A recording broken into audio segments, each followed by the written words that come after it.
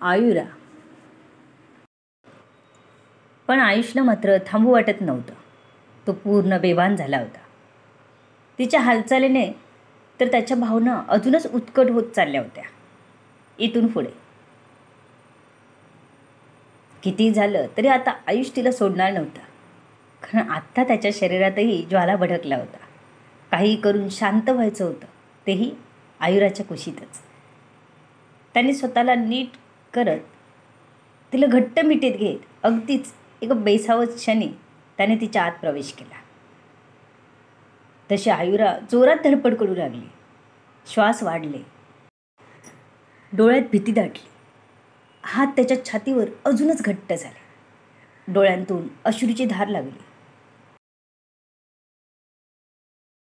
तिच्या शरीराची होणारी थरथर, थरथर करत ढकलणारे हात, धडधड करणारे हृदय आणि प्रचंड वेगात वरखाली होणारा तिचा ऊर, सगळं जाणवत होतं त्याला. पण नाहीच सोडलं त्याने. तिच्या डोळ्यातून अलगद पाणी खाली आलं. आयुषला ते जाणवलं. तो किंचित तसाच थांबला. दोघेही थोडे असंच झाले होते. आयुराला तर एकदम पोटात गोळा दाटून आल्याने दुखू लागलं. कमरेच्या खाली वेदना जाणवत होत्या. मग अलगद तिच्या कपाळावर हात फिरवत त्याने तिला डोळ्यांनीच खुणावलं. बरं वाटेल असं. तिचं मन मात्र अजूनही धक्क्यात होतं. पुढे नको नको असं तिचं मन तिला सांगू लागलं. तिची भीती हवी होते असं दिसत असतानाच तिने तो विचार झटकून टाकला. आपल्याला या क्षणाचा आनंद घेतला पाहिजे असं बुद्धी तिला ठणकावून सांगू लागली. तिने तिचंच ऐकलं. तिने त्याला प्रतिकार करणं हळूहळू सोडून दिलं. तसं आयुषने तिला पुन्हा आपल्या बाहुपाशात घट्ट केलं. आता तिला हा क्षण चांगला वाटत होता. आपली मनातली भीती उगाच होती हे तिला जाणवलं. तसं हलकंसं हसू तिच्या ओठांवर आलं. तसं आयुषने तिचे ओठ लगेच सोडले. हलकेच तिच्या मानेत तोंड घुसून तिला अजून उत्तेजित करत होता. आपल्या ओठांनी तिच्या मानेवर, कॉलर बोनवर हलकेच पकडत होता. मध्येच दातात घेऊन चावत होता. तिच्या तोंडून नकळत उसासे बाहेर पडत होते. नवीन भावना आणि अनुभव घेत होते दोघेही. ती आता त्याला चांगलाच प्रतिसाद देत होती. एका उत्कट भावनेचा उद्रेक होऊन दोघेही शांत झाले. खूप दमल्यावर मात्र दोघेही एकमेकांच्या मिठीत झोपून गेले. दुसऱ्या दिवशी जाग आली ती जरा उशिराच आली. अलार्म कधी वाजून गेला ते दोघांनाही कळलं नाही. अवनीने जेव्हा जोरात बेडरूमचा दरवाजा वाजवला तेव्हा दोघांना जाग आली. घड्याळाकडे बघितलं तर 10 वाजून गेले होते. रोज 6:30ला उठणारी आयुरा आज 10 वाजता उठली होती. तिला आता कोणाला तोंड दाखवायला पण लाज वाटत होती. काय म्हणतील मला, असाच विचार डोक्यात फिरत होता. अवनीने पुन्हा आवाज दिल्यावर मात्र आयुष धडपडत उठून दरवाजा उघडायला गेला तर आयुरा बाथरूममध्ये गेली. आत्ता उठलात? अगदीच झोपालेल्या आयुषकडे बघत अवनीने विचारलं. डोळे चोळत आयुषने ओंकार भरला. रात्री उशिरा झोपलात का? अवनीने विचारलं. तसं आयुषने फक्त मान हलवून होकार दिला. अवनी आली तशीच किचनमध्ये निघून गेली.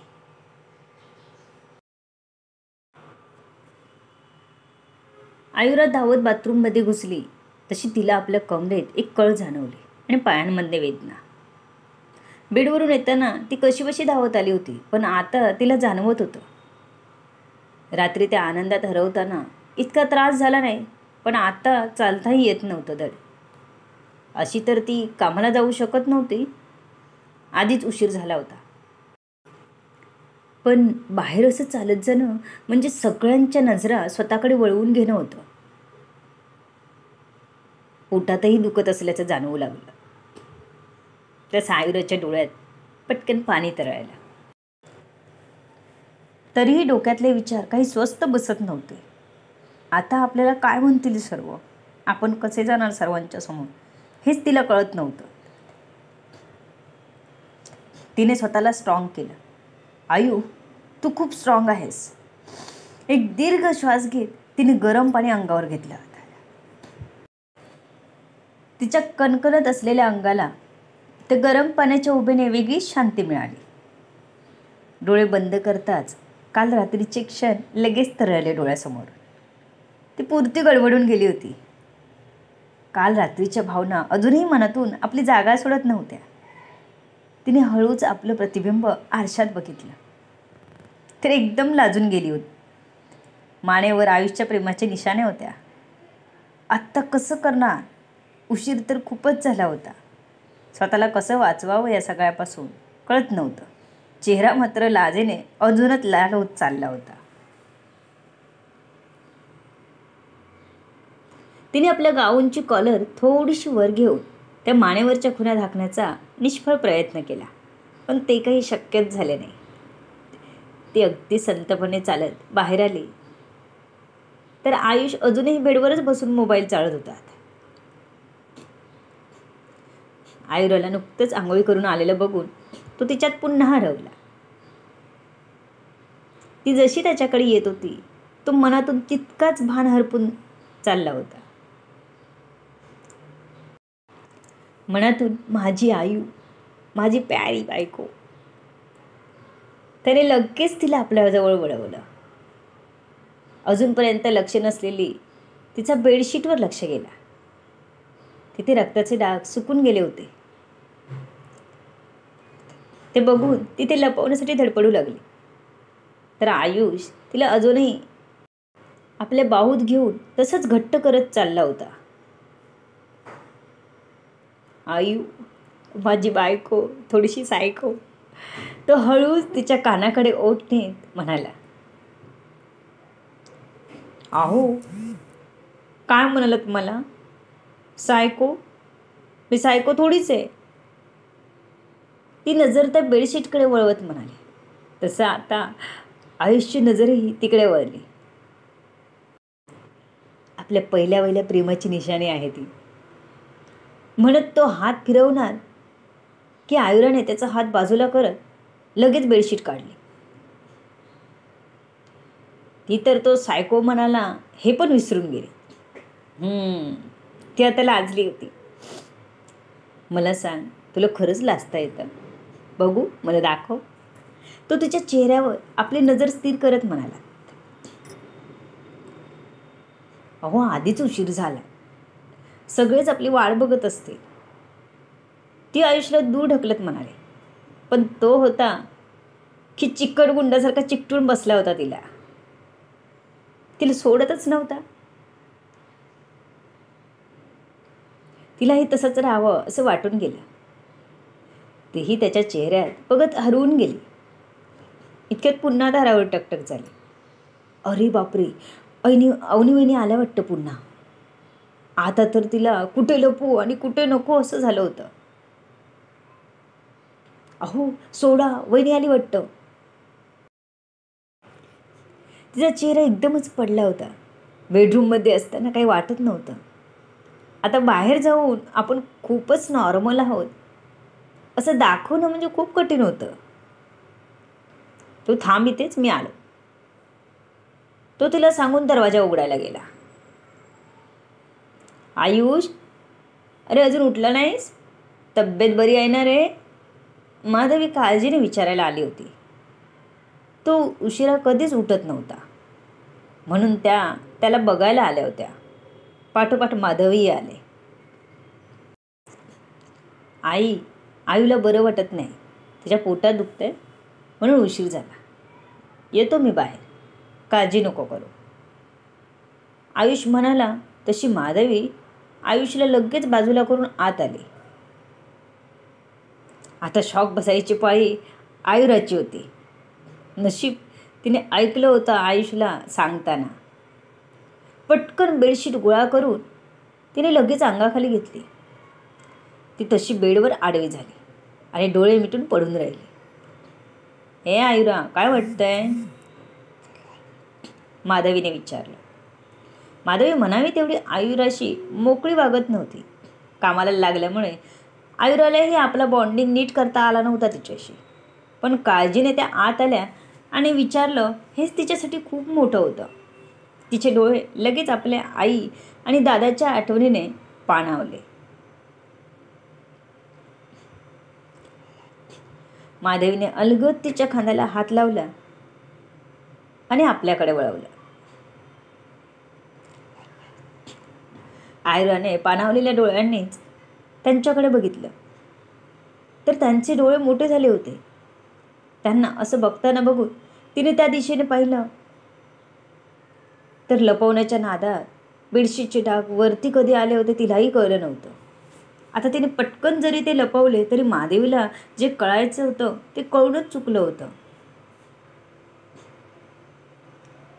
तिने मनातच स्वतःला पुन्हा एकदा जोरात रागवली. का आपल्याला कळलं नाही? आता अजिबात तोंड दाखवायला नको मला. ते आयुषवरतीही रागवले. त्याला खरंच माहिती होतं माझ्या पोटात दुखतं तर मला का नाही विचारलं? आयुरा मनातच विचार करत होती. इथे आयुषने तर अशीच थाप मारली होती आईला. त्याला माहीत नव्हतं की खरंच तिच्या पोटात दुखत आहे. माधवीच्या मात्र चेहऱ्यावर हसू होतं. आयुष, तिला आराम करू दे. जास्त दुखत असेल तर डॉक्टरकडे घेऊन जा. त्यांनी आयुषला सांगून तिथून काढता पाय घेतला. जाताना माधवनाही सोबत घेऊन गेल्या. त्यांना काहीच बोलायचा चान्स दिला नाही. चला आपण जाऊ. अगं पण आयुषशी बोलू दे तर. तिला काय वाटतं बघू दे तर, ते माधवीनं सांगत होते. पण माधवी मात्र त्यांच्या हाताला पकडून गालातच हसत चालली होती. अहो आधी इकडे या, त्यांना राहू द्या, मी सांगते तुम्हाला, म्हणत बाजूला घेऊन गेली.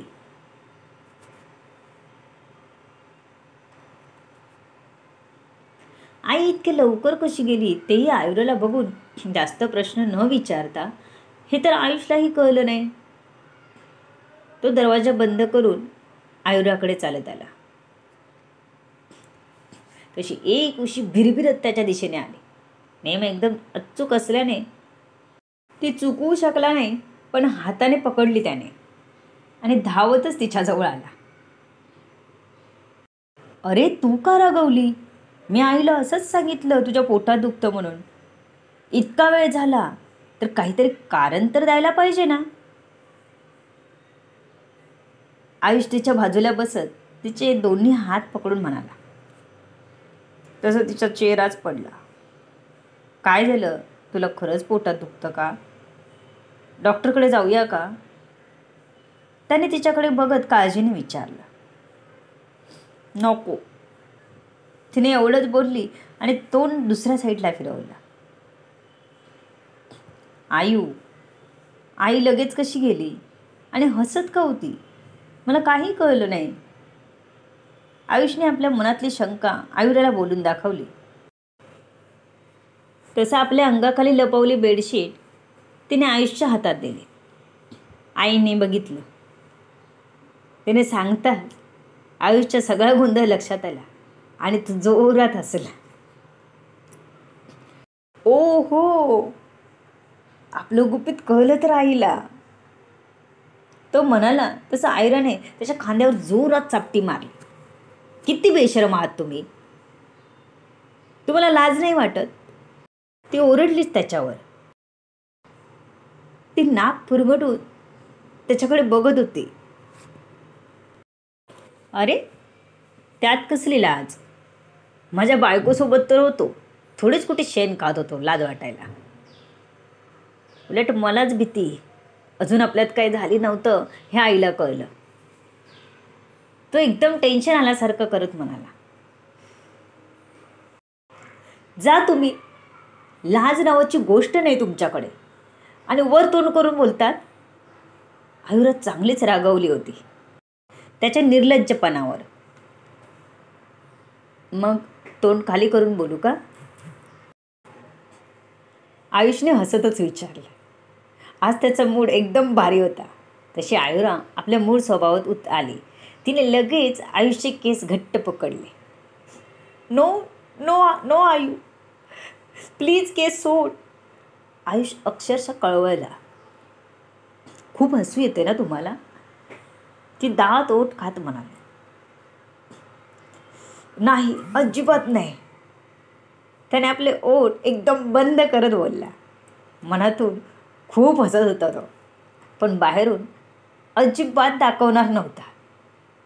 नाहीतर आज तो त्याच्या सुंदर केसांना मुकला असता, आणि हे तो कधीच होऊ देणार नव्हता. आयु, तुझ्या पोटात खरंच दुखत असेल तर आपण डॉक्टरकडे जाऊया. आपले केस हळूच सोडवत त्याने विषय चेंज केला. जा, अजून जाऊन सगळ्यांना दवंडी पिटवा, माझ्या बायकोच्या पोटात दुखतं म्हणून. आयुरा रागात म्हणाली, अरे बाबा, मी खरंच थाप मारली होती. तू का नाही समजून घे? आणि तुला खरंच दुखत असेल तर मी दुर्लक्ष करून कसं चालेल? तुला डॉक्टरकडे नेलं पाहिजे ना. मी काळजीने विचारलं तुला. तू काय एवढी रागवतेस? त्याने तिला प्रेमाने विचारलं. नाही, मला डॉक्टरकडे जायचं नाही, पण आता बाहेर जायला मलाही लाज वाटते. तेव्हा तुम्ही एकटेच जा बाहेर. आयुरी त्याच्याकडे पाठ करून झोपत म्हणाली. तिला खरंच बाहेर जायला लाज वाटू लागली होती. आपल्या सिक्रेट मुवमेंटची अशी सगळीकडे बोंबाबोंब होईल ह्याची अजिबात कल्पना नव्हती. पण इथे सगळ्यांना सगळ्यांची काळजी असते, त्यामुळे डोकावायचं असतंच प्रत्येकाला. त्यामुळे तीही काही बोलू शकत नव्हती. ओके, तू आराम कर म्हणत तो बाथरूममध्ये गेला. आज खरंच त्याला एक वेगळीच फिलिंग येत होती. आपण खऱ्या अर्थाने पूर्ण झालो आहे. बायको सायको, खरंच यांच्या डोक्यात विचार काय चालत असतील आपल्याला त्याचा अंदाज येणं कठीणच. तो विचार करत होता आंघोळ करता करता. आज त्याच्या तना मनाला शांती मिळाली होती. जी इतके दिवस असणारी त्याच्या मनातली आणि शरीरातली आग शांत झाली होती, पण नशा मात्र चढवून गेली होती. तिच्या त्या नाजूक स्पर्शाची, मोहक सुगंधाची आणि तिच्या त्या उत्कट मादक हुंकारांची. त्या गोड आठवणीत रममान झाला होता आणि पुन्हा तिची ओढ वाटू लागली. इकडे आयुराचा मात्र डोळा लागला होता. मनात विचारांचं काऊर होतं. एक ब्लॅक कार आयुष्याच्या दिशेने जोरात येत होते. जणू तिच्या अस्तित्वावर कोणीतरी घाला घालत होतं. आयुष तिचा जीव होता.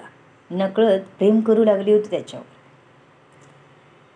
तिने त्याला आवाज देण्याचा खूप प्रयत्न केला, त्याला बाजूला खेचण्यासाठी प्रयत्न केला, पण ना तोंडातून शब्द बाहेर पडत होते, ना तिला त्याला बाजूला करता येत होतं. तिथेच गोठून गेली होती ती कार क्षणात आयुषच्या जवळ आली, अगदी 1 इंचावर. आणि आयुरा जीवाच्या आकांताने जोरात ओरडली, आयुष! ती घाबरून बेडवर उठून बसली. तिच्या चेहऱ्यावर घाम जमा झाला होता. आजूबाजूला बघितलं तर ती बेडवर होती. हे स्वप्न होतं. नुकताच बाथरूममधून बाहेर पडणारा आयुष तिचं किंचाळणं ऐकून घाबरला आणि धावतच तिच्याजवळ आला. To be continue. सर्व गोष्टी जाणून घेण्यासाठी पुढील येणारे भाग वाचायला आणि ऐकायला विसरू नका. तुमच्या अमूल्य प्रतिसादाची आतुरतेने वाट बघते. लेखिका शब्दवेदी उर्फ संतोषी गजानन राणे पाताळे. धन्यवाद. या कथेला जास्तीत जास्त लोकांपर्यंत पोचवा. लाईक करा, कमेंट करा.